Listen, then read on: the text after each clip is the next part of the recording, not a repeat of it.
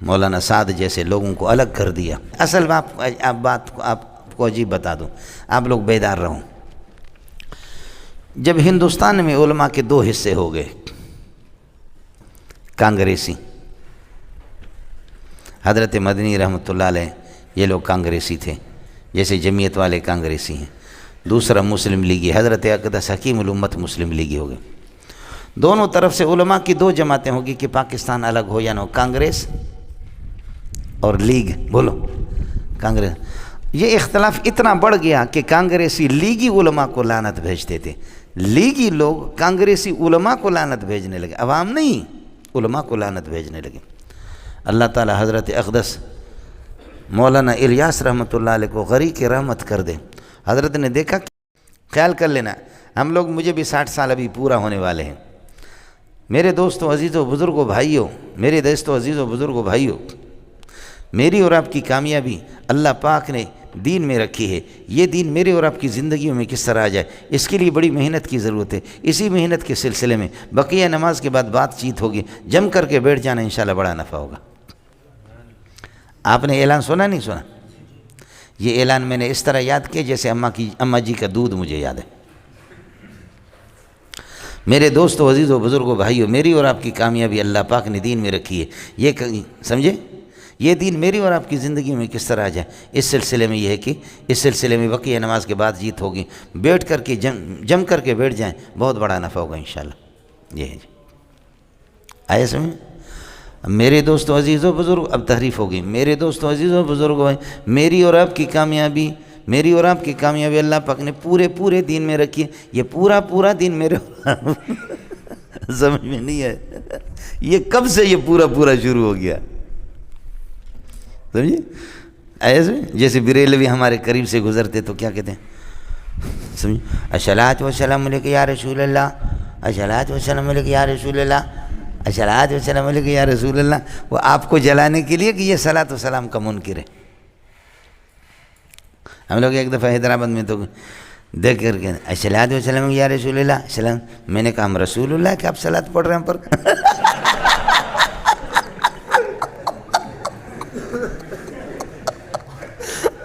سمجھ میں نہیں ہے۔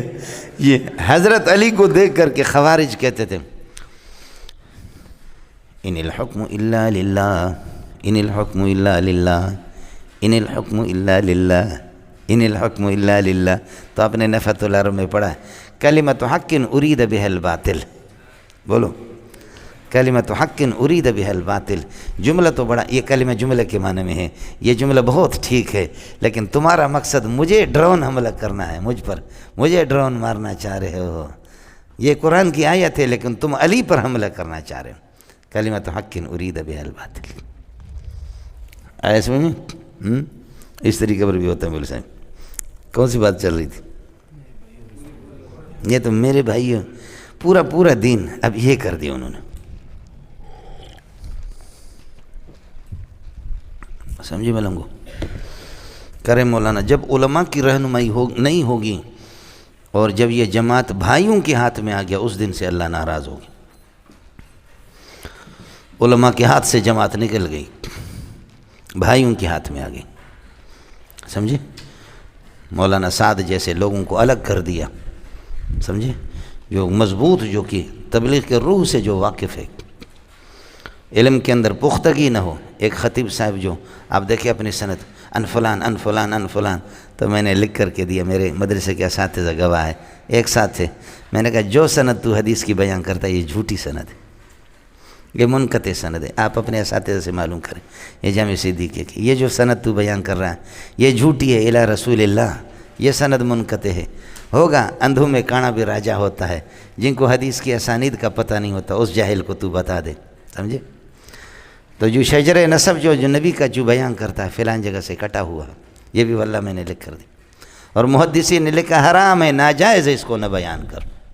قربان جاؤں اس ذہبی پر، علامہ ذہبی اقوالہ کالذہب، مزی ذہبی روتا کہ اے اللہ مجھے وہ ذہن دے دے جو اللہ میں مزی کو دیا۔ حافظ بن حجر روتا کہ اے اللہ ہمیں وہ ذکاوت دے دے جو تو نے مزی کو دیا ہے اور علامہ ذہبی کو دی۔ الذہبی اقوالہ کالذہب، سمجھے؟ اور لکھتے ہیں کہ اس کو بیان کرنا محدثین کے ہاں ٹھیک نہیں ہے. سمجھتے ہیں؟ جب یہاں حدیث کی اسانید سے آدمی واقف نہ ہو، ذوق حدیث سے آدمی واقف نہ ہو. سمجھے؟ رجعنا من الجہاد الاصغر الى الجہاد الاکبر، میں نے لکھا خدا کی قسم یہ حدیث ہی نہیں ہے. اس کے مرفوع تو سوال ہی نہیں ہے، موقوف ہونے میں لوگوں نے کچھ کلام کیا ہے. جو اسانید حدیث سے واقف نہیں ہوتا وہ اس قسم کی باتیں کرتا. سمجھے؟ جاہلوں کے سامنے تم لا کر کے ہو گیا مولانا. ادخلوا فی السلم. اصل بات کو آپ کو عجیب بتا دوں، آپ لوگ بیدار رہو. جب ہندوستان میں علماء کے دو حصے ہو گئے، کانگریسی، حضرت مدنی رحمۃ اللہ علیہ یہ لوگ کانگریسی تھے، جیسے جمعیت والے کانگریسی ہیں. دوسرا مسلم لیگی، حضرت اقدس حکیم الامت مسلم لیگی ہو گئے. دونوں طرف سے علماء کی دو جماعتیں ہوگی کہ پاکستان الگ ہو یا نہ ہو، کانگریس اور لیگ. بولو کانگریس. یہ اختلاف اتنا بڑھ گیا کہ کانگریسی لیگی علماء کو لعنت بھیجتے تھے، لیگی لوگ کانگریسی علماء کو لعنت بھیجنے لگے. عوام نہیں، علماء کو لعنت بھیجنے لگے. اللہ تعالی حضرت اقدس مولانا الیاس رحمۃ اللہ علیہ کو غری کی رحمت کر دے. حضرت نے دیکھا کہ دونوں طرف سے عوام بھی دو جگہ بٹ گئی، لیگ میں اور کانگریس میں.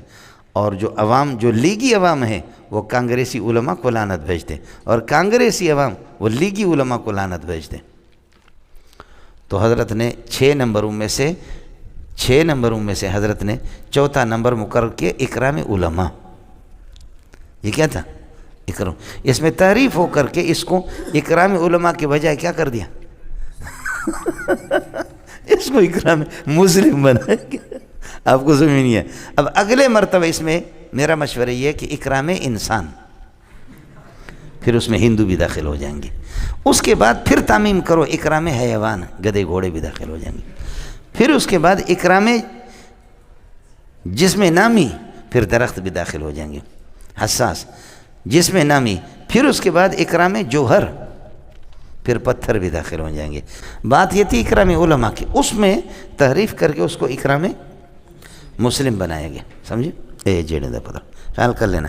یا ایھا الذین، ایک یہ کہ فی السلم کو اسلام کے معنی میں سین کے کسرے کے ساتھ لے لو، کافتن کو حال بناؤ سلم سے. دوسرا یہ کہ اس کو حال بنا دو ادخلو کی ضمیر سے. اگر ادخلو کی ضمیر سے ہوگا تو معنی ہوگا اے مسلمانوں تم سارے کے سارے اسلام میں داخل ہو جاؤ. ہو گیا؟ اور اگر سلم سے حال ہو تو پھر معنی ہوگا ایمان والو پورے اسلام میں داخل ہو جاؤ. السلام علیکم. جی دوستو، آپ نے دیکھا اور سنا شیخ مولانا منظور مینگل صاحب کو کہ شیخ مولانا منظور مینگل صاحب کیا بیان فرما رہے تھے.